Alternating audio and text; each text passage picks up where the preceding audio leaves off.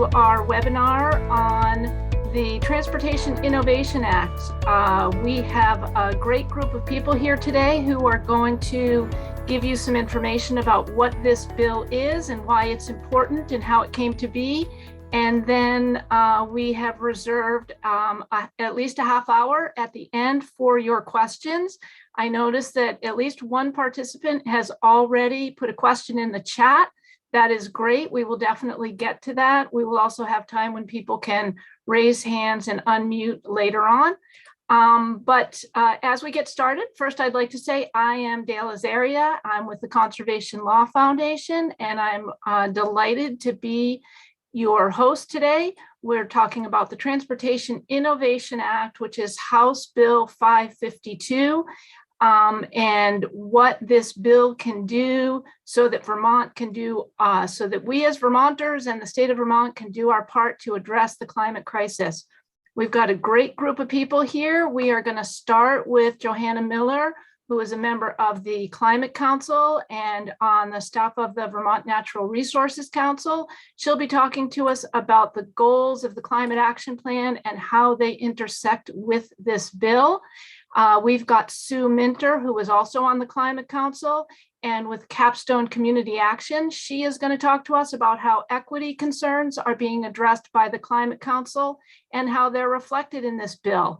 Following that, Robb Kidd of the Vermont Sierra Club will talk about some of the nuts and bolts of this legislative initiative.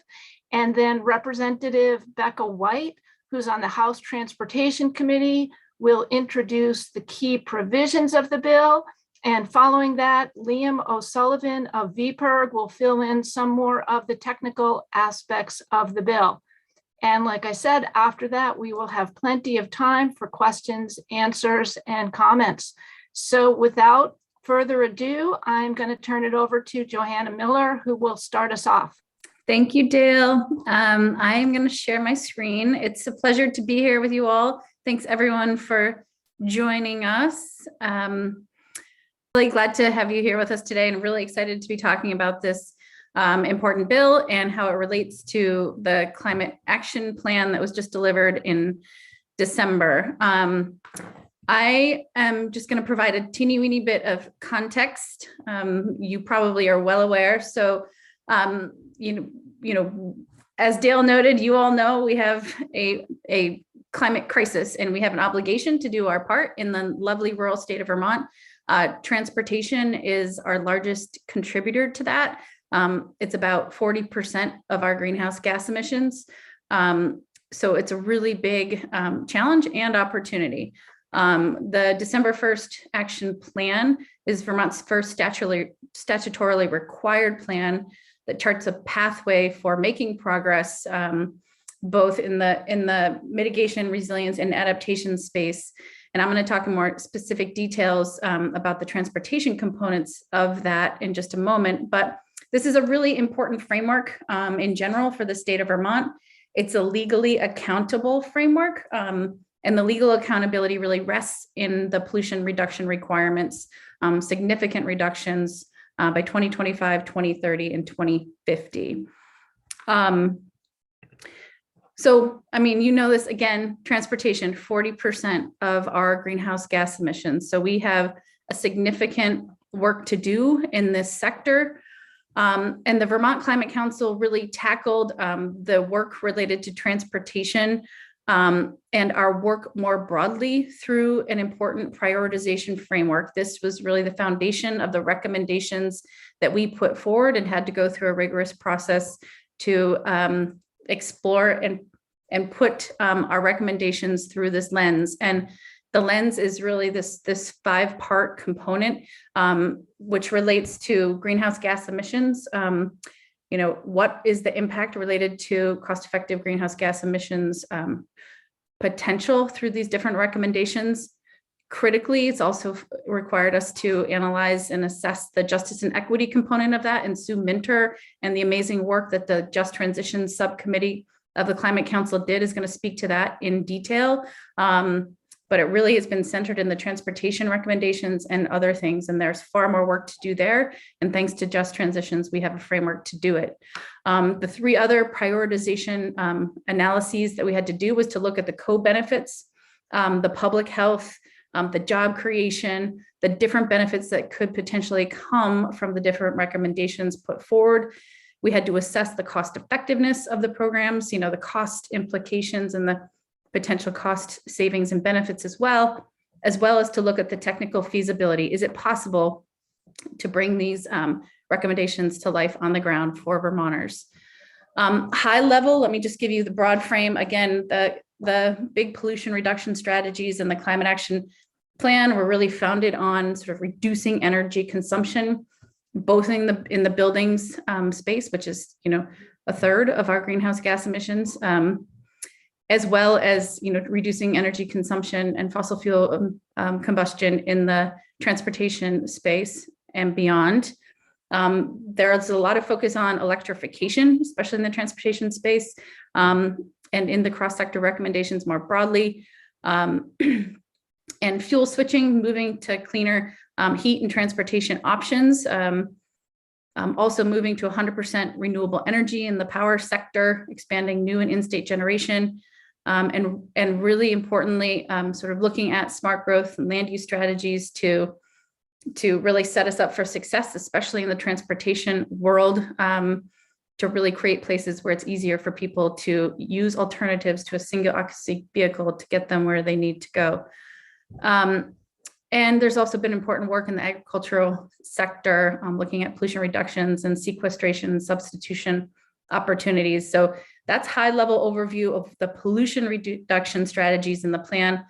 The plan itself is very multi-pronged. I'm going to focus us, really in the transportation arena, but as you are likely aware, the plan importantly addresses, again, both the pollution reduction components, the adaptation and resilience elements that we're going to need to deploy and employ in the state of Vermont to ensure that Vermonters can live happily and healthily as our climate changes, and is really centered in the just transition.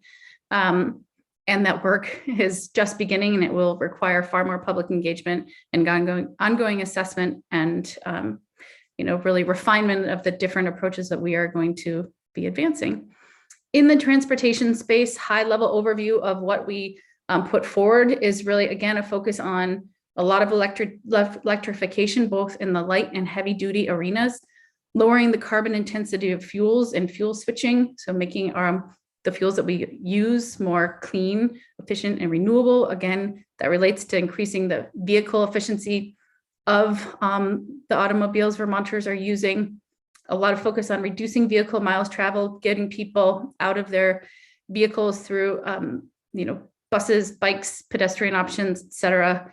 There's a really recognition broadly across the climate action plan about the need to invest in the capacity, the people power, and the coordination required to effectively implement the different programs, plans, and recommendations of the climate action plan. Quickly, my last 2 slides, very high level specific climate action plan recommendations. Again, providing incentives to Vermonters to purchase electric vehicles and expand their access to high efficiency vehicle replacement programs like Replace Your Ride and Mileage Smart that I bet Sue will speak to. There's a real high degree of focus in the transportation recommendations about recommending that we prioritize lower income and historically overburdened Vermonters in the programs that we craft. Building more charging stations for electric vehicles, really prioritizing multifamily and workplace to ensure that we can make this accessible to all Vermonters. There's a big recommendation related to join the Transportation and Climate Initiative, a Cap and Invest program for the region that you probably may be aware that sort of cratered at the last moment. And we are going back to the drawing board to look at other big transformative policy approaches that we need to include in the plan. That work will happen in the next several months. Quickly, the plan required the adoption of advanced clean cars and advanced clean truck rules. Those rules are now commencing through rulemaking. Really important to ensure that manufacturers deliver more high efficiency vehicles to Vermonters. There's also a recommendation around designing and implementing a revenue neutral purchase and use vehicle efficiency price adjuster, also sometimes known as a fee bake, to begin to, again, in the different customer classes, the vehicle classes, ensuring and helping Vermonters access more fuel efficient, less carbon intensive vehicles when they purchase new vehicles only. And again, lastly, real strong focus and need and recognition for expanding transit, microtransit, rural Uber, as they call it. I hope Sue talks about that. Bike and pedestrian programs, smart growth, and more. There are a compendium of different strategies that the transportation component of the Climate Action Plan really outlines. And the Transportation Innovation Act actually really responds to that broad set of strategies that we laid out there. It encompasses most of the core provisions of the Climate Action Plan and more. I would also suggest to you, from my view, it is one of the biggest climate action bills on the table in the legislature this year. Its importance was actually grew when the Transportation and Climate Initiative program unfortunately cratered or is potentially on hold for a while because of the fact that we need to make significant progress. We have these accountability requirements to reduce emissions by 2025. And so we have a lot of work to do. And the Transportation Innovation Act fundamentally responds to that need. And it's a really important must-pass bill this session. And I'm going to turn it over to Sue to frame out why. And you're going to hear more from everyone else about what's in it and why it's a must-pass. So thank you so much. Thank you, Joey. I believe Rob may have a slide, just an intro slide to present. Hi, everybody. I want to just start by saying thank you. Thank you for coming. And to legislators, thank you for your work with the Global Warming Solutions Act. By way of introduction, I'm Sue Minter, and I'm currently the Executive Director of Capstone Community Action, which is an anti-poverty organization, one of 5 in a network throughout the state. And we were born through the war on poverty of the 1960s and have been chugging away. And I want to just say that this moment is such an exciting kind of opportunity in spite of the challenges we are all wading through with COVID and the pandemic economy. My background includes working as a land use planner for the state of Vermont, working as a legislator on the Transportation Committee at a time when it was even hard to mention the word climate, let alone take movement on it. And but we did, and my focus at that time really was about getting people out of cars, reducing vehicle miles traveled, thinking about growth centers and reducing sprawl. You may have heard of my name. I ran for governor in 2016, and I would say is really confronted with the biggest problem that I realized we were charged with addressing, which was poverty. And now I run an anti-poverty organization and really looking at the complexity of our economic system and the disparity, the extraordinary and growing disparities. And when I took on this job, I learned, and in between, I was the Secretary of Transportation, I forgot to mention, at which point I put a lot of energy into improving and expanding resources for public transit and other strategies, some planning grants, so forth. But now recognizing more than ever how transportation plays a role in trapping people in poverty. So it was a wonderful opportunity to be on the Climate Council and to be asked to co-chair the Just Transition Subcommittee of that council. Rob, I don't know if you could go to the second slide. The Global Warming Solutions Act did establish a subcommittee. Yeah, this is it. Thank you. Charged with ensuring that the strategies of the Climate Action Plan actually both reduce greenhouse gas emissions, build resilience, but in a way that benefit all Vermonters and advance equity. What a charge. And who are we talking about and why? Why does equity matter? And how does it relate to transportation? So We, first of all, the subcommittee, we recruited a very diverse collection of leaders from indigenous communities, from Black, Latina, youth, seniors, labor, a very wide, I think, array of voices. And we tried to understand, what does it mean, a just transition? First, we wanted to define who it is we're concerned about. And I guess this word cloud tries to share, of course, some of the folks, but really, what is the point? We wanted to realize that we have to address people who experience oppression and racism and who are excluded from opportunities because they have fewer resources to both adapt to the climate changes and our economic system. We wanted to look at what we call frontline communities, those folks who really bear the brunt of pollution and the negative changes in our landscape that are evolving because of the climate. We want to look at people who are highly exposed to climate risks, whether it's the health impacts of heat, flooding, or any extreme temperature. So we're looking at a broad swath of people, including those whose jobs are impacted by the transition. Next slide, please. So we worked really hard through this virtual environment, not knowing one another. Most of the folks had never been invited to participate in an opportunity like this. But we came up with, and I want to ask, I believe Amanda Carlson from Capstone is in the room. Please put the guiding principles into the chat, because I really hope folks will read them. And we've tried to really talk about, what does it mean, a just transition? And these are authentic from the folks who were part of this subcommittee. We did look at what other states had tried to do, and these were some of the key guiding principles that we look to have a very inclusive and transparent engagement process. I think right now we can say we have not met that bar. This process of developing the climate action plan was very fast, and that was very discouraging for many. In fact, I think we lost a lot of trust that we now have to gain back by keeping on moving forward.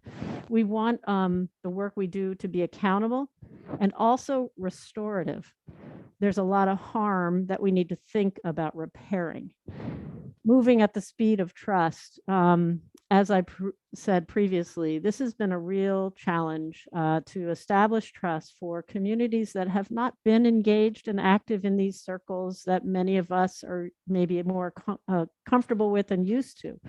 And you have to actually gain trust. We really want to look to solidarity, particularly with indigenous cultures.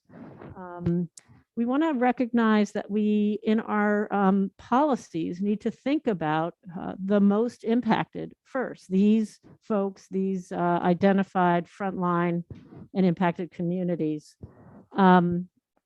And we have to be thinking about workers, because this transition is an economic transition and it's going to be disruptive. The last thing I wanted to say, I just kind of very quickly talking about what are our just transitions guidelines, and that we put together not only this paper describing these, but an actual rubric to score, to actually get the folks developing policies to ask difficult questions and to assess those policies based on this scoring rubric. We hired an equity consultant to help each of the subcommittees, Kaya Morris, to work with them. I would say that we have only just begun, and that we see the guiding principles as key not only for the climate action plan, but for all of the work that policymakers and those who implement those policies need to be thinking about. We're very committed to continuing the work on public engagement as we proceed in this really iterative process. A few words about the Transportation Innovation Act. I'm so excited about it. It's so beyond anything I could have dreamed of when I served in the House Transportation Committee. So thank you, Becca White. Of particular interest to us in the community action agencies is Mileage Smart. This is a program where we are offering subsidies, incentives for used vehicles to low-income Vermonters. We're getting going and rolling. We think that we want to adjust it to make it more of a sliding scale. These are difficult issues because it looks at eligibility questions that we all need to tackle as we look towards equity solutions. I also want to just thank and appreciate the innovative grant program. And Joey mentioned the Rural Uber program, Ruber, which we probably won't name it, but the issue is how can we use technology to have an all-electric fleet serving the needs of folks trapped in poverty to help them get to work, get to eat nutritious foods, get to childcare. So we're exploring that. We're really launching forward, hopefully in FY23 in conjunction with the Green Mountain Transit Agency in Central Vermont. And I think that's about it for me. I look forward to advancing these big ideas. We have to innovate and we have to think of this as a transformative moment. Thank you all for your concerns and interest.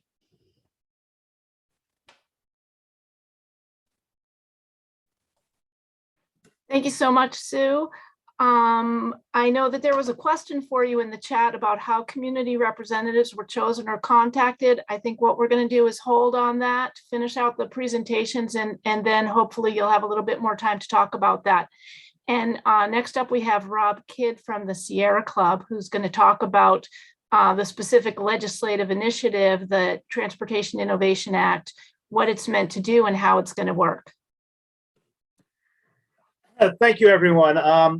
First off, I don't have an impressive resume as Sue Minter does on transportation, but a true story is in 2008, I interned at the Legislative Council and worked with Sue Minter on a lot of transportation policies. So I remember those days of when the Transportation Committee was focused on so many other programs and they were doing more about paving and looking at bridges and looking at other things. So it has evolved a lot. So, but I want to talk quickly about this particular bill we're looking at. And basically in the years past, the Transportation Committee primarily focused on the transportation bill, and they passed that particular bill. And it all really started with the agency, with the governor's budget, would come out and propose to the Transportation Committee on how to operate and what they want to see done. And advocates who are on the committee, such as former Representative Sue Minter, would have to like nickel and dime and get little pieces of things that they wanted to get included into the bill. And a couple of years ago, while Kurt McCormick was the chair of the committee, he pulled his other colleagues to the side and said, look, we need to be out in front of our transportation issues and stop always fighting, but telling out the administration what we want to see into this bill. So it all started out with particularly that situation is by Kurt's vision to having an alternative legislation. We started first last year with the Transportation Modernization Act, H94. And then with such big success, we were able to get so many of those components added to the overall transportation bill, H433. So to also note is primarily most legislation that comes into the Transportation Committee gets added to the transportation bill. So unlike other committees that will take testimony on numerous bills, this bill will be the bill to cover any transportation related issues.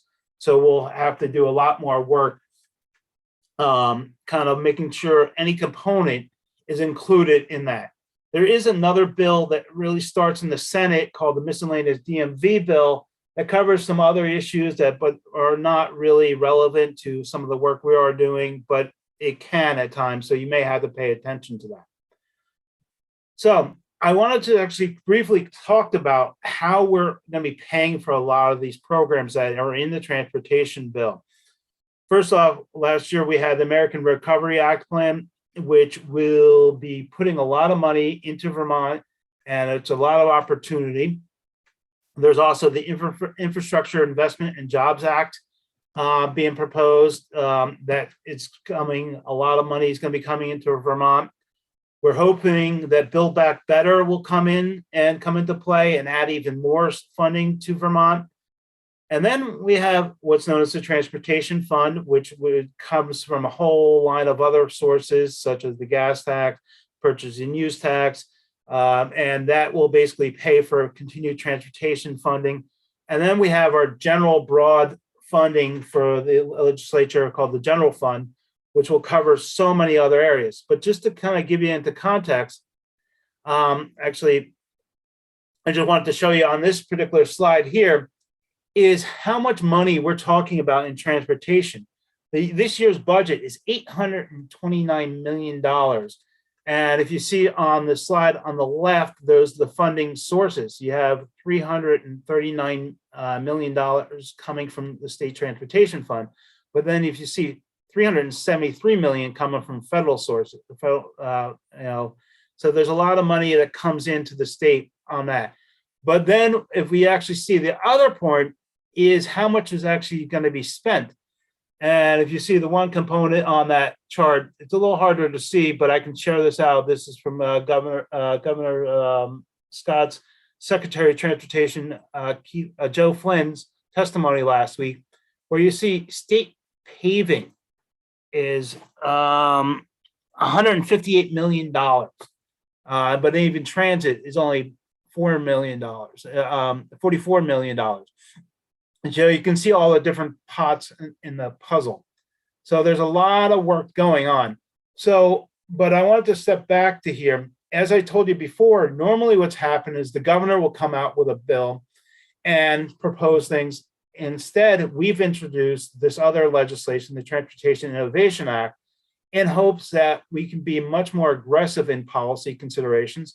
And I'm going to say already, we've already been successful, because the governor has proposed in his bill $15 million for EV charging and $22 million for EV incentive programs. The one thing he does propose in that is those source of funds are from the ARPA, American Recovery Plan Act. But we're not really sure if those funds can be used for that. But the victory here is we already have the governor speaking the same language about how much we need to go to EV charging and EV incentive program.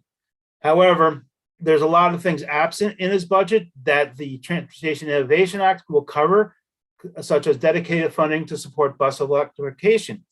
There's missing pieces about transportation demand management, fare-free transit, and there's minimal support of microtransit and new programs. These are some of the things that we need to actually make sure that are discussed further.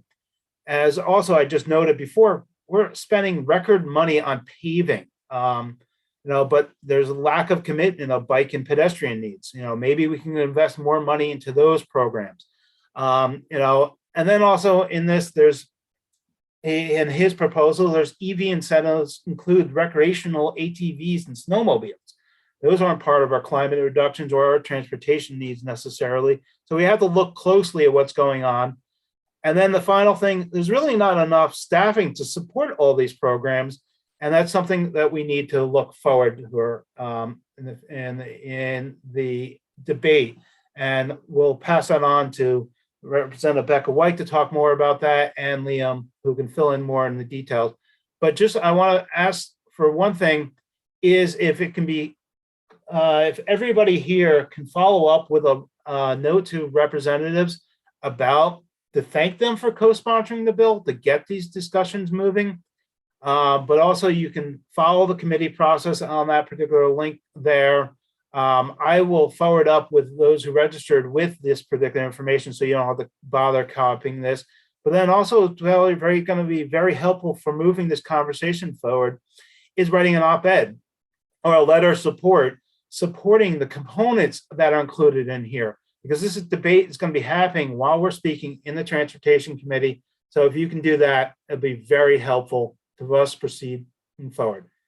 So thank you, but we'll be available. I'll be available for more questions at the end of the program. Thanks, Rob. Next up, we have Representative Becca White from the House Transportation Committee, who's going to talk to us about the big things that are in this bill and what it is going to do for us. Thanks, Dale. Can you hear me? Can you hear us? We're good? Okay, getting the thumbs up. So yeah, I'm Representative Becca White. It's really great to be here with you all today. And I look through the participants list, and I think I have more familiar names than unfamiliar names. So thank you to everybody who serves on their local energy committee, community advocacy work that you do, or I know a few of you are maybe the good trouble rabble rousers, whether or not you have a title or not. So thank you. And I'll just start by saying that we had a fantastic team of people who were able to work on creating this bill. And to be able to be a part of that is extremely powerful. And it gave me a lot of hope. And if you're involved in responding to the climate crisis in any way, any bit of hope that you can like grab onto, you just like cling to it. So this bill has been really reaffirming for me. So the Transportation Innovation Act, as Rob was able to describe to you, the big why is to help reduce our carbon emissions in the transportation sector, as well as do that in an equitable way that doesn't leave any Vermonters behind. For me, I'm a younger Vermonter. I've lived here my whole life, and that's my why when I look at this bill, because I want to make sure that the place that I get to live for the next, fingers crossed, 80 years is better than what we have predicted for us right now. So within the bill, it's about 50 pages long. And there is a whole host of initiatives that Rob has highlighted for us, and I know Liam's going to dive into in more detail. But what I want you to know is that it takes into account strategic electrification in our transportation sector. That means electric vehicle incentives being continued, building off the success there, electric vehicle charging infrastructure throughout the state through grant programs to our municipalities, our schools, our businesses. So there's that electric vehicle component. Public transportation is funded to continue on with that zero fare that we got due to COVID originally. We also have sections for the bike and pedestrian regulation improvements. And I know there's a bit of a how do I put it? There's some concern around one section of the bill already when it comes to that regulation. And I'll just wipe that clean now, where we did have discussions with Representative McCormick, who introduced that part of the bill. Again, 50 pages. So I'm impressed that we have such good bike advocates who really found that right away. We will be taking that section of the bill out that changes that to abreast ridership piece. So I hope that anyone who had concerns on that, or if you have concerns about the bill in general, really, again, it's a bill to support bike and pedestrian travel. It's a bill to support lowering car travel. So if there are issues with that, we want to make sure that we're addressing them early. So I appreciate everyone who reached out on it. The other idea I wanted to just highlight, we've already had Sue talk through the Mileage Smart program, but that equity piece is key. And we want to make sure that we have Vermonters at all income levels being able to take part in the transition because they're the ones, we're the ones who are going to feel the impacts of that the greatest. So there's some social equity stuff in there with the Mileage Smart, Replace Your Ride, and even some e-bike incentives. And we'll see how that goes, as Rob kind of hinted to us on ATVs or snowmobiles. They're cool, but I don't know. So that's really it.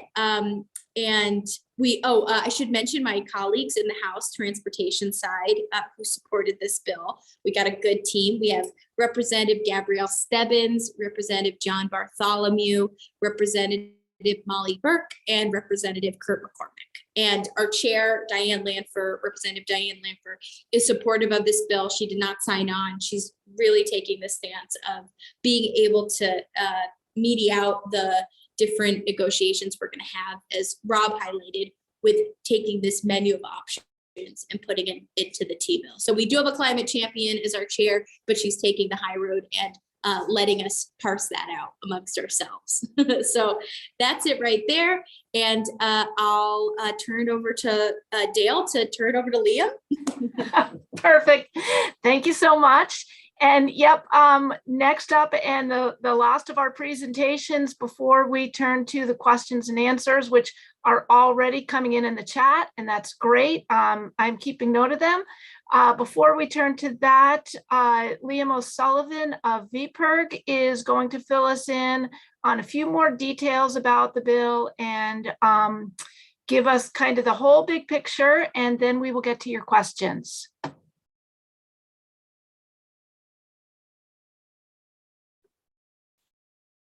Thank you so much, Dale, and thanks, Representative White, for all your hard work on this bill. Without champions like Rep. White, we really wouldn't be able to, have the success of getting this stuff introduced. So I'm going to be going over in detail some of the components of the Transportation Innovation Act. Some of them have been talked about in broad strokes, but I'll try to accelerate those considering we have some time constraints. So we definitely want to make sure we have time for folks to ask questions. But thanks everyone for joining us today. So at a high level, I had myself here. At a high level, the Transportation Innovation Act has around $75 million in total investments of our transportation climate-related programs. To give some context, last year the Transportation Modernization Package, which was talked about, had around a little bit north of $20 million. So that's a huge hike in investment for climate-related programs in the state. Partially due to, like Rob said, the infrastructure bill and remaining dollars in the American Rescue Plan Act. And given a really good opportunity with all this funding coming in, we really wanted to go big this year and continue to go big for years to come. And I'll go into depth for each of the specific areas a little bit. So to start, our vehicle incentive program. So just generally speaking, we have 3 major programs in the state, all with basically the mission to get low and income, or make it easier for low and moderate income Vermonters to get into either high miles per gallon vehicles or zero emissions vehicles. And the incentive program for new EVs is one of the longest standing programs in this, in this 3-pillar programs that we have. Income eligible Vermonters can receive up to $4,000 for the purchase of a new vehicle, new electric vehicle. So this is only for purchases of a new electric vehicles. The Mileage Smart program, again, income eligible, so low to moderate income Vermonters can receive up to $5,000 for the use of a used high MPG or zero emissions vehicle. So again, the incentive program for new EVs is specific to new electric vehicle purchases, and Mileage Smart program is specifically for used vehicles. And then we have Replace Your Ride, which is, again, really works really well in tandem with these 2 other programs. Income eligible Vermonters who own a vehicle of 10 years or older can receive $3,000 for the purchase of an electric vehicle, electric bike, or a public transit voucher. And that actually hasn't gone live yet. We actually passed $1.5 million last year, basically for the design and startup costs. And it's expected to go live this year, in May of 2022. And as you see, $15 million for incentive program for new EVs, $2 million for Mileage Smart, and $4 million for Replace Your Ride is a huge hike from what we've done in the past. Again, we're in a really unique opportunity to make sure that we're rolling these out at the highest level we possibly can. And what's really important for EV adoption and driving EV adoption is access to charging stations for all Vermonters. So this year we're proposing $11 million for an EV or electric vehicle charging grant program. That's up from $1 million last year, which is, again, a massive increase. And that includes grants for workplaces, multi-unit dwellings. And I'll emphasize those 2 points. Workplaces, multi-unit dwellings are huge components for equity, making sure that people who don't have charging access at home do have that access at their workplaces. And multi-unit dwellings are definitely areas of concern as far as driving EV adoption. It's definitely harder for people who might be renting to make sure that they have the infrastructure they need to go electric. But we also include municipalities, private fleets, state agencies, public and independent schools, and general level 3 fast charging grants as well. It's a great hike, and we're looking forward. The governor also included some of it in his budget, which is great. And then going on, obviously EVs and charging stations are really important, but public transit and electric buses are, just as important. So we're proposing, or in this bill, it's proposing $8 million for electric transit buses for the Agency of Transportation. Another $8 million in grants for school districts to purchase electric school buses. And it continues zero fare public transit for urban and rural routes. So right now, the agency is pretty confident that our rural routes will remain zero fare throughout the rest of the year. But our urban routes are a little bit more uncertain. So, if this bill passes in full, urban routes will also receive zero fares for the next fiscal year. Streets and pedestrian safety, obviously a really important component of transforming our transportation systems. For example, we're trying to strengthen the complete streets legislation.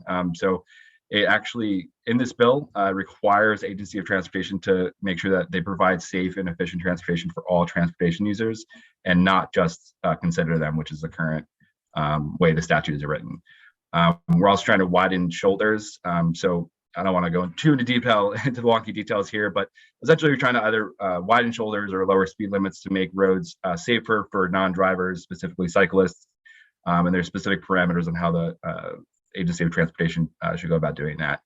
And then a really interesting pedestrian safety pilot program, which proposes $250,000 for 10 state and municipal projects to pilot the use of pedestrian safety measures and studies. Just really trying to support non-drivers out there who might not have access to cars or want access to cars. And then our municipal grants programs are also a really important component of what we've been doing for a little while now. Better Connections is a fund planning that focuses on improved transit connections, complete streets, traffic, so much more. And we're proposing around $10 million for that, up from $5 million last year. And in tandem with that, Better Places, which is kind of the implementation component of Better Connections, so really putting those plans into action, we're proposing an additional $3 million to continue it. And then transportation demand management, which is essentially, if you see on the right-hand side, a variety of different tools, or it's also called TDM. That includes public transit, telecommuting, bike sharing, walking, etc. Really important in driving. We're trying to drive down what we call vehicle miles traveled, and specifically trying to get people out of single occupancy vehicles.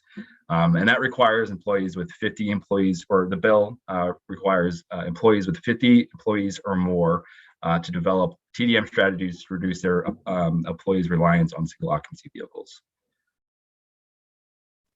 And then this was mentioned in passing, but the Mobility and Transportation Innovation Grant Program, or MTI, is basically funds a bunch of different organizations throughout the state that are main missions to improve mobility for transit-dependent Vermonters. Suminder talked about some of the Climate Council mileage smart components of it, and have received funding or partial funding from the MTI program in the past. Really important programs like STVT, CATMA, and Locomotion have also received grants to help them, like I said, improve mobility for transit-dependent Vermonters.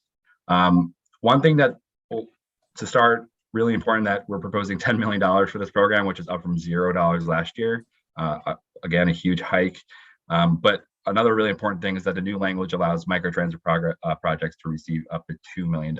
So we're really trying to ensure that any projects that might be getting rolled out throughout the state really have the resources they need to start themselves up in a really equitable and effective way. And then lastly, the vehicle efficiency price adjuster, which Joey had mentioned earlier, is also in this bill. It's pretty complex, but broadly speaking, this program would charge an additional fee for purchases of new passenger vehicles, new SUVs, and new light trucks below a certain MPG. Then those fees would then fund rebates for purchases of new passenger vehicles, SUVs, and light trucks above a certain MPG. So just to reiterate, this program is for new vehicle purchases.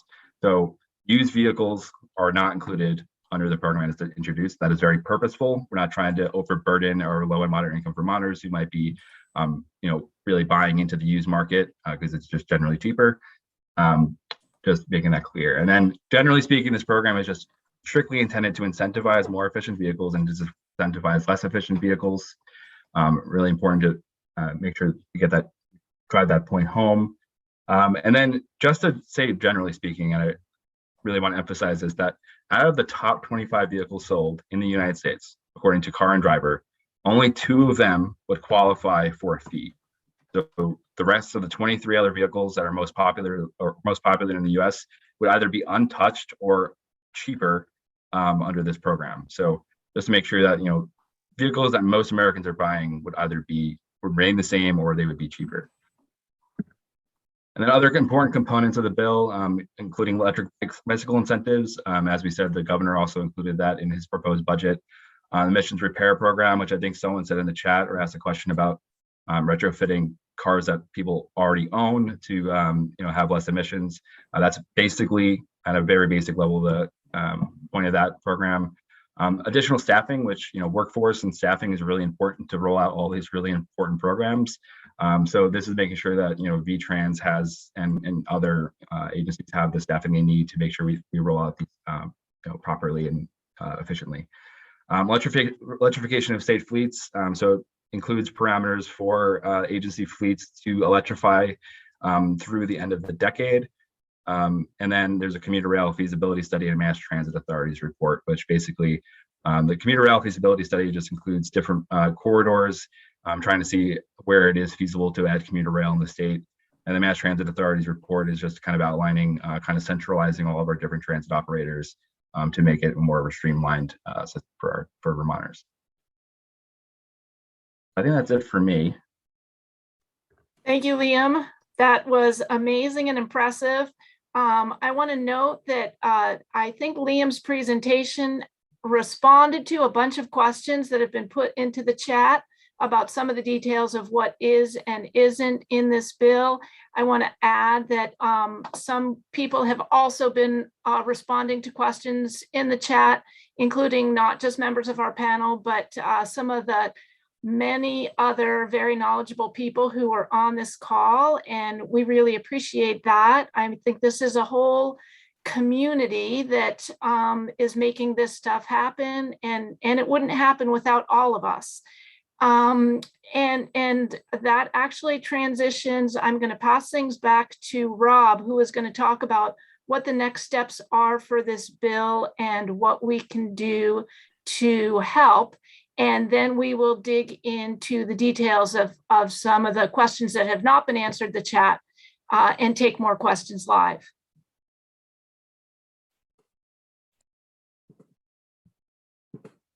Good. So thanks, Liam, for that great presentation explaining the different components on that. Liam has been an incredible partner in this team, putting together and providing information and following a lot of the research to this. So thank you, Liam. But I actually just want to remind everybody, 60 members of the House of Representatives sponsored this bill. And so many times people never get credit for the work they do and putting their neck out on the line. So just please do that. Thank them. You can go to the bill's legislation and it'll list all the co-sponsors so you can see your sponsors on that. Also, it's going to be very important to follow the committee process over the next month and a half. The Transportation Committee in the House is going to be reviewing all the different components of this. So there's an area that you're very much interested in, you want to see strengthened, we need your support to make sure all the committee members have the relevant information. I know there's some questions about complete streets in there.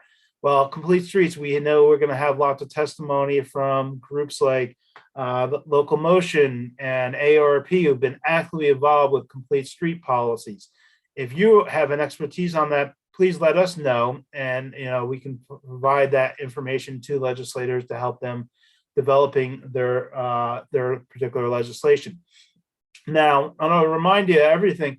This particular bill, what's going to happen with H552 is it's going to be looked at and compared in committee to the governor's recommendations. And we're going to hope most of our components are going to make it into what's called the transportation bill. So then once the House passes the transportation bill, that bill will go to the Senate, which will then be reviewed with the Senate committee, which for those in Chittenden County, Senator Thomas Chittenden is on the committee. Grand Isle, you have Senator Dick Moss is the longtime chair of the committee. In Essex Caledonia, you have Senator Jane Kitchell, who's on the committee. And then even Orleans, you have Senator Russ Engel is on that committee. And then I'm going to say our other champion in the Senate, Senator Andy Perchlik, is on the committee, is a very strong advocate for a lot of these processes. So it's going to be helpful to continue the conversation. But also, if you are an expertise on any of these topics, it's very important to flood the media with this. So if you can write an op-ed or letter of support supporting the components that you're following of this, that'll be very helpful to share. So that was my final comments, but anybody has any interest of following this, please contact me, rob.kid@sierraclub.org, and I can guide you through that process. But I think we're going to leave it to questions. So Dale, I'll let you handle that part. Okay, well, there were a few questions that were put into the chat. Many of them have already been answered. I'm going to go through a few that haven't, and just put them out for any of the members of the panel to respond to. So one question that Peggy O'Neill Vivanco asked was whether there's funding in the Transportation Innovation Act to measure the impacts, carbon reduction, equity, et cetera, of these programs. I think the short answer to that is no, but I wonder if there's a longer answer about other ways that might be happening. Dale, I'm happy to jump in on that question. And it's a really good one, so thank you for asking. One piece of our work when we drafted this bill was asking that exact question. If we're going to throw the kitchen sink at it, we need to make sure that there are actually components of it that are reducing the carbon that we want it to. So we're building off language that came from the Climate Action Plan in particular. And I agree, I don't believe there's any section of the bill that asks for like a report of, hey, where's the funding to the carbon emissions reduction? But something I would be interested in, and Representative Gabrielle Stebbins is our committee data nerd, and I don't think she'd be offended if I said that. I think we should actually take that under for consideration. We do request quite a few reports from our fabulous Agency of Transportation folks, but it might be good to look into that. I don't know if the advocates have an opinion on that. Not seeing Rob or Liam. I was going to say, Joey, do you have any more to say about what came out of the committee's recommendations? I guess, there was two things I would say, which is for the Climate Council's work, and obviously the transportation component being a significant piece of it, there was a pathways analysis that is being undertaken and finalized in the next few weeks, looking more broadly, not at this more targeted level about the different recommendations in the plan and what the benefits and the opportunities and the cost-effective greenhouse gas emissions would be for those different programs. Again, it's at a much higher level, but it could be helpful. And then simultaneously, there will be an effort underway for the council to develop a tool for measuring and assessing progress. So that is a commitment and obligation of the Global Warming Solutions Act, and I think that would be very helpful, not in time for this important bill this session, but a very important assessment tool to guide us in the program development that the legislature largely is in charge of moving forward. I would just add that I think it is a critical issue and component, and I might suggest that there be language pointing in that direction. Representative White, we've got to keep that. Now, the other piece whose job is it to do this? And we do have far more investment now in the data and science and analysis. The governor's budget, I believe, also included establishing a climate office in A&R. And this was a discussion in our climate action plan deliberations. It's a real step forward, in my view, to have an office that is devoted to this work. And I would suggest, if that is something the legislature agrees to, that might be the location for this kind of analysis, because we have to look cross-sector, and I especially appreciate the inclusion of equity impact, because it's not easy to measure. we've tried to create a tool as we create policies and implement policies, but how do we look at the impacts is very important. And, one other thing that I would add along these lines as well is that some of these transportation strategies that are not about electrifying or cleaning up our fleet, but are rather about reducing the need for driving and increasing alternatives, were included as climate resilience measures in the climate action plan. They weren't included in the transportation section on reducing emissions, but they were there in the plan. And I think there's a real question whether those resilience measures will get the same degree of attention and the same urgency, but I think that they are also urgently needed. And so it's worth all of us advocating for them from both angles.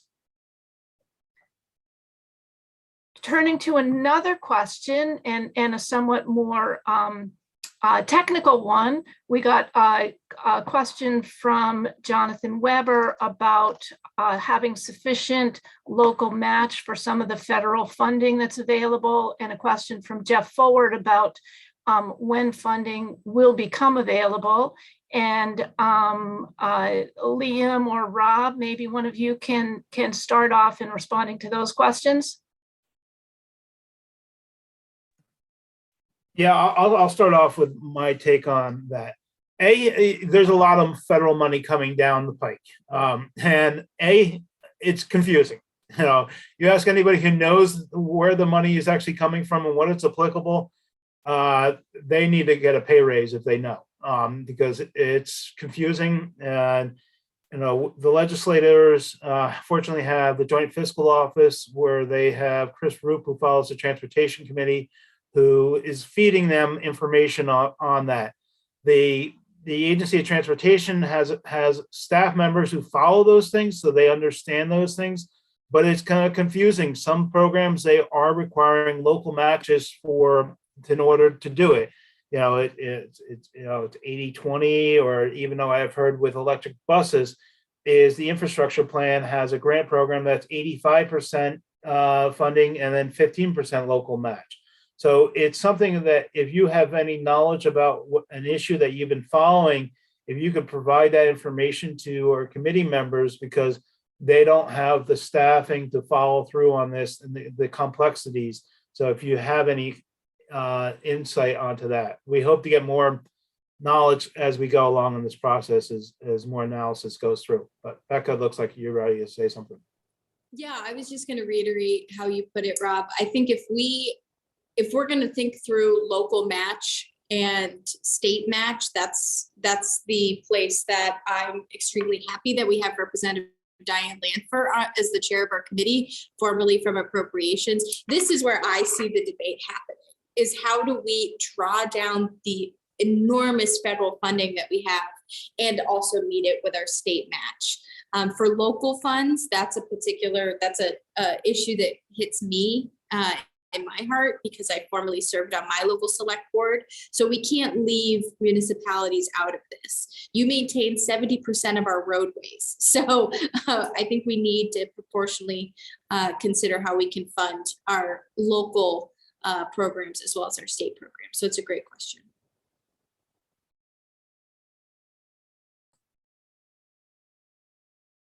I don't want to put you on the spot, Liam, but I want to give you a chance if you have anything else to add on these federal funding questions and how they work and how they impact us. Yeah, so I mean, I'll echo what Rob and Representative White have said already, but that being said, there's like a mixture of formula funding and grant funding, and the formula is definitely more of an accelerated funding that we might be receiving.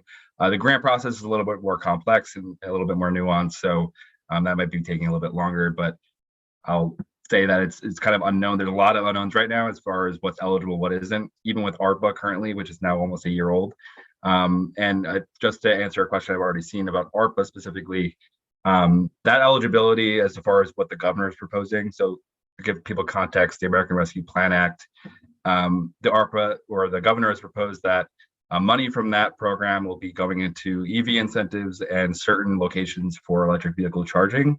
And there's a lot of questions coming from advocates like us and even from the Joint Fiscal Office on whether those are actually eligible for funding, specifically certain locations that we really don't know whether they will. So yeah, a lot of uncertainty still, but we'll keep you all updated as we get more information.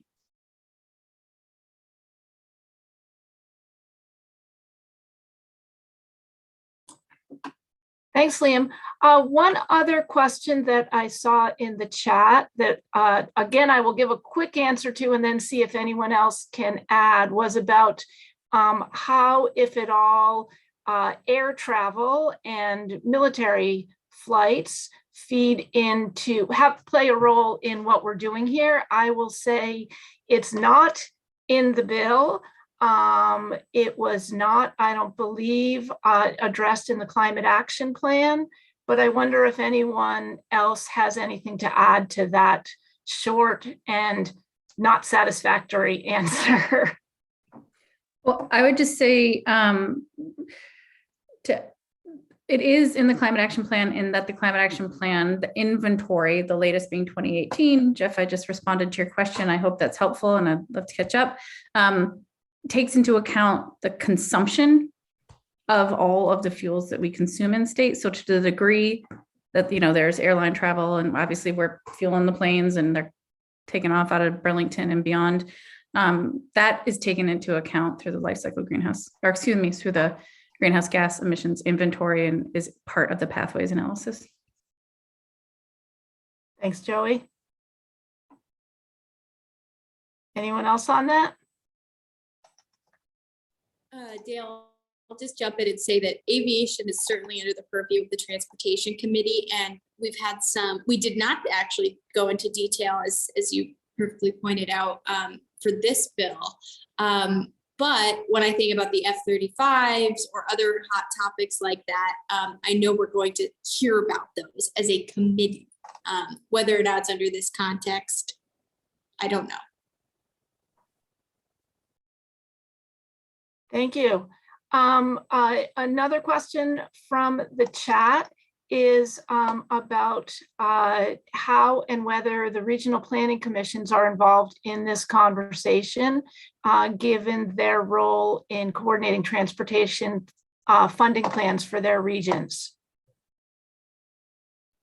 Well, I'll just start by saying I love our regional planning commissions. If you serve on a regional planning commission, you are doing like the yeoman's work for the state of Vermont.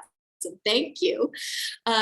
There are a few ways that I think RPCs are going to be a part of this. Not the CAP, but the CEP is relevant and definitely something that we have discussed already in committee when we're talking to the Agency of Transportation. And excuse me, just to deal with the acronym phobia that some of us have, like me, CAP is the Climate Action Plan, which is what we've been mostly talking about today. And the CEP is the Comprehensive Energy Plan, which is a process that was undertaken by the State Department of Public Service. And the two processes worked in parallel and have a lot of the same things to say, but have slightly different charges and were put together by different people. Well said, Dale. Sorry to interrupt. No. Here's the deal. I said the acronym for CEP because I had forgotten what the E was. So I was like, I think it's environment, but let's not go too deep there. So regional planning commissions, we need you to be a part of the conversation. We also need you to be advocating for this where you can. When I think about regional planning commissions, I also think about kind of the interconnectedness of our communities and the modern, the MT, I don't know the name, Mobility Transportation Innovation Grant. MTI, thank you, Liam's shaking his head, yes. The MTI grant program is where I could see our RPCs playing a big role because you could apply for those grant opportunities and help establish whether it be local microtransit or e-bike lending libraries. I mean, there's tons of ways that you could be innovative with that grant funding that I could see our RPCs taking advantage of, along with deployment of complete streets and the better roads and bridges. I see Liam's unmuted, so maybe he can save me from rambling on this one. No worries. I will add that we last year in the transportation modernization package, we included the transportation equity framework, which kind of requires the Vermont Agency of Transportation to work with the 11 regional planning commissions on an equity framework that basically outlines how we can make the state more accessible and advance mobility for, again, transit-dependent Vermonters. That's in the very early stages of development and design. It's a very complicated issue. The agency came in recently and said that, and I can bet that it is. But it is, the process is undergoing. So definitely excited to see what the results are there.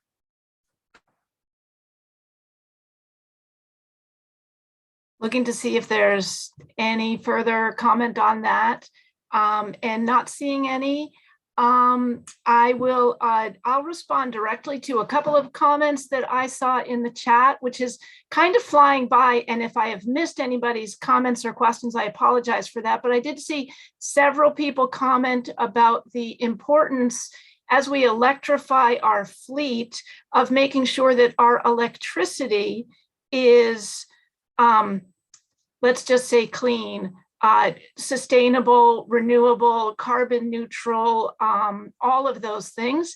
And I think we all do agree that that's important, and that that's another whole set of important questions, not one that we're dealing with directly in this bill, but of course, it all fits together. And if we don't get that right, then this good work would be less good. So we can't lose track of all the other things. They all work together. There's also a bunch of comment about traveling less, driving less. And I think those are the things that do also help here. There's lots of benefits to those things, and benefits to people getting out of their cars, in terms of time, in terms of health. There's so many co-benefits. I will say that the Climate Caucus was charged with considering co-benefits, in other words, not just greenhouse gas emissions, but the other good things that can come from all these policies. And that's an enormous task, and one that we are all still, I think, continuing to work on. One much more specific question, and Rob and Becca, I think you'll both have something that you want to say about this, is about the timing of this bill, how it's going to work, when we can expect. I think the question, is not just when we can expect to see these provisions enacted into law, but when we can actually see this work starting to happen. Yeah, I'm happy to jump in first. Sorry to catch you in line, Rob. So I think where we're going to start to see movement is when we get the T-bill, the transportation budget bill language from the Agency of Transportation, because then we can really do a side-by-side comparison and start to pull pieces together. We're going to be getting that next week. And then that's going to be a part of our committee process, as Rob outlined for us. The T-bill is what we focus on in-house transportation for the first half of each year. So when we get that crossover right before town meeting week, that's when we're going to need you, because there's going to be pieces of the T-bill that are going to be a little more controversial, because they're going to be pulling from this bill we're talking about today. We're going to need you to call all those great folks that you love, who are your state reps, to get them to be a yes on it, on the T-bill. And then when it goes over and crosses after town meeting week, that's when I think we're going to have our most difficult moments, because it's going to be in Senate transportation. So being able to communicate with your senator to make sure that they're not just reverting back to the administration's original proposal for their budget, that's going to be like the tension.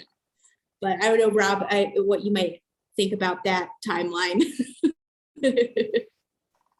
So you have that correct with the timeline of the bill, but I want to step it back a second. Is a lot of these ideas and components that are already in there is things that the House Transportation Committee has already supported and we've already created, like the incentive programs, the mileage smart program that Capstone is administering, the Replace Your Ride that was formed last year. These programs are already there. I don't want to lose track of this. The Agency of Transportation, Ross McDonald, had just came out with a bus electrification plan. So there's talks about how we can move ourselves forward onto these things that are now happening. So it's not like we're all of a sudden starting brand new.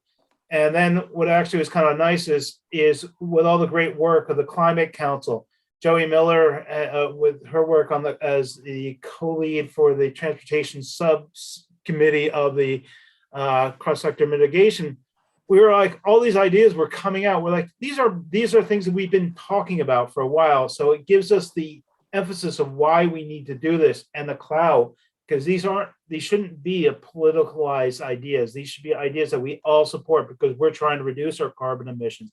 We're trying to make sure people have access to the transportation. So it's not just for the wealthy elite who can afford an electric vehicle. That's why the incentives are very important. So that's where I'm gonna say we're already at this. So now the bill that is in the process, like Becca just said, is the House is gonna pass it out at a couple weeks after town meeting day week. And then it will go to the Senate, which will have that rush period and then come back. And then any of the legislative matters that are in there normally go into effect July 1st, unless they specifically call out for something. So like, there's like a component on the bottom, like particularly the vehicle efficiency price adjustment calls for a task force to be formed. And then they'll report back to the legislature next year to create that. These are all steps we're going to move forward in the process. And Rob, I was remiss that I did mention one key piece that I so appreciate your work on and other advocates on last year, which is in the Transportation Committee. While the T-bill, I saw a question in there around, does this need to be a veto-proof majority? I would say the T-bill itself, when we pass that out and we take it to the floor, it's a must-pass bill. Like the Agency of Transportation does not get funded without it. So the real debate is actually in our committee.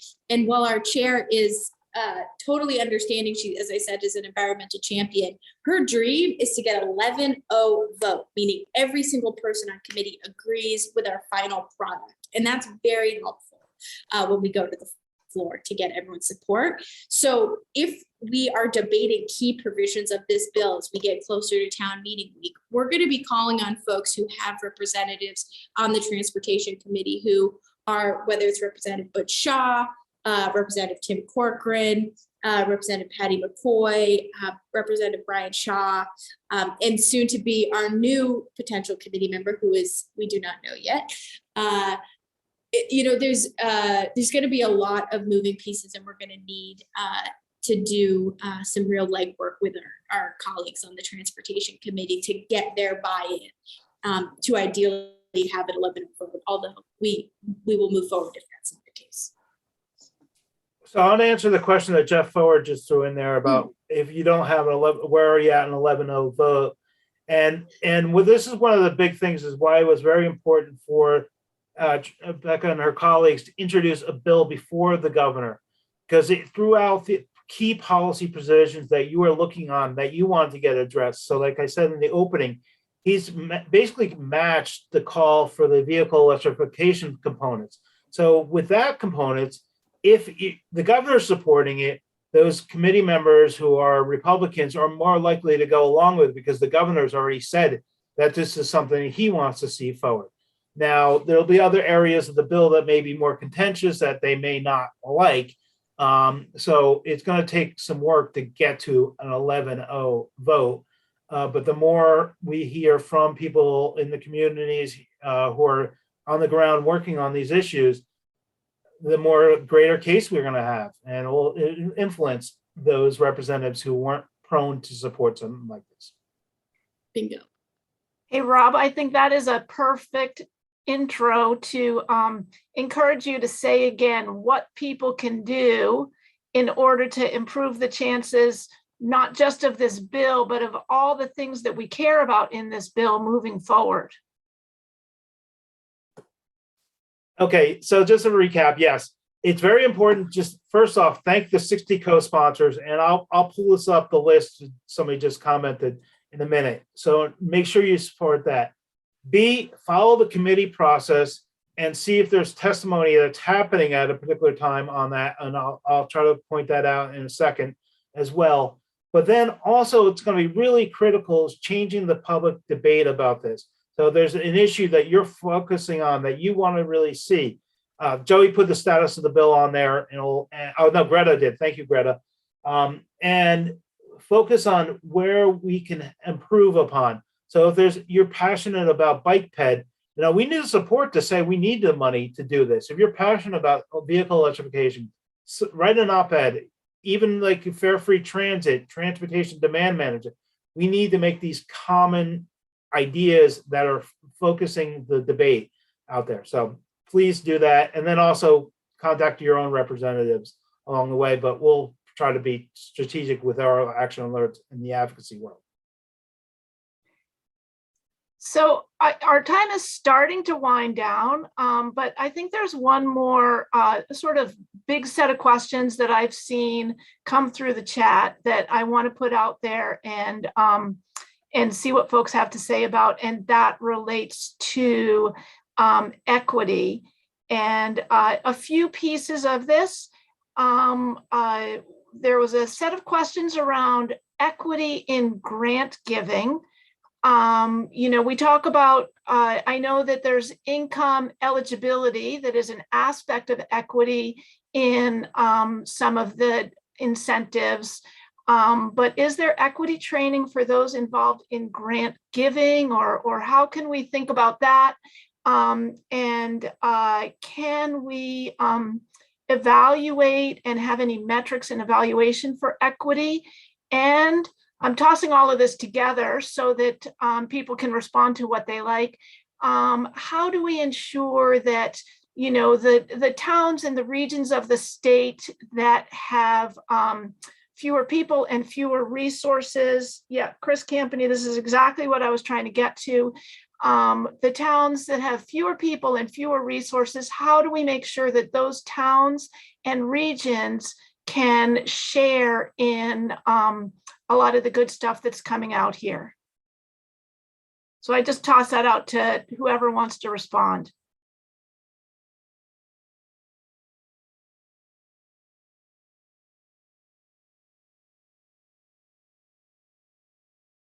Gosh, they leave me the hard questions. These are the hard questions. It's true. Well, I'll start by saying just directly, there is no funding for equity training in this bill, although I think it's a great idea. And that's one of the reasons I'm thrilled to be on this call today is I've written down like 4 or 5 different things that I'm like, hey, maybe we should talk about this in committee. So for equity's sake, we've got, Sebi Wu from VPIRG was extremely influential last year when we were talking about trying to add equity language to the transportation bill. And I think that we're seeing Representative Rom Hinsdale with her environmental equity bill coming through that will start to answer some of these questions. My understanding is we're one of the lingering states that does not have an environmental equity policy, which is really a loss for us. And, Chris Campany with the Just Transitions working group, there's a lot of important things that we got recommended to us out of the climate action plan that hit on this point that aren't incorporated into this bill, but are definitely a part of the discussion throughout the House and the Senate.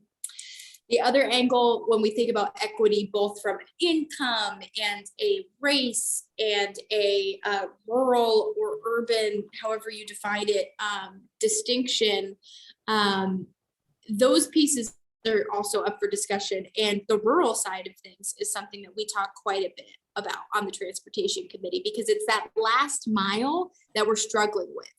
White River Junction, where I'm from, we have free public transit. We've had it for a long time. But once you get a little further out from where we are, and I saw someone in the chat earlier from the Upper Valley looking for creative solutions. Once we get out past those dense populated areas into rural Vermont, we need really creative solutions, and we need those creative solutions yesterday.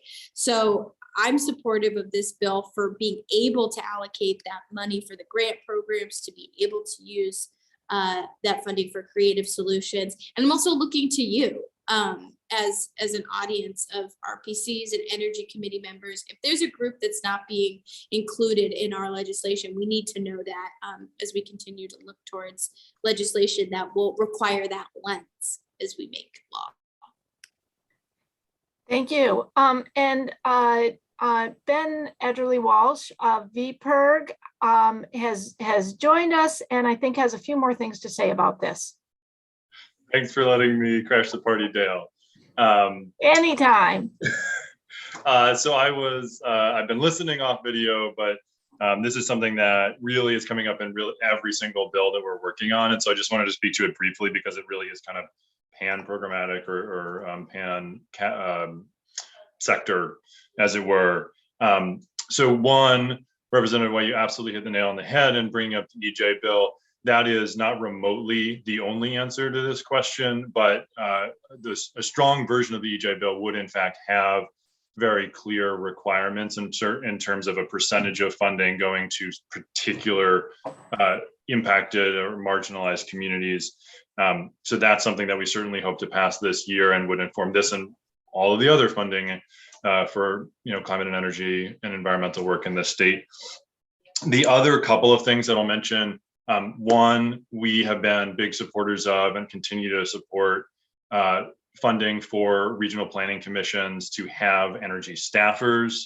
There are communities in this state that have the capacity to do that sort of work themselves. There are a lot of those communities that don't. And so having RPCs be able to hire, and they have in fact hired people, maybe even staffing up in addition to what's already been done, so that the more rural communities, smaller communities just with fewer staffers, period, have the ability to get the sort of help they need in applying to these programs, doing this planning. That's really important.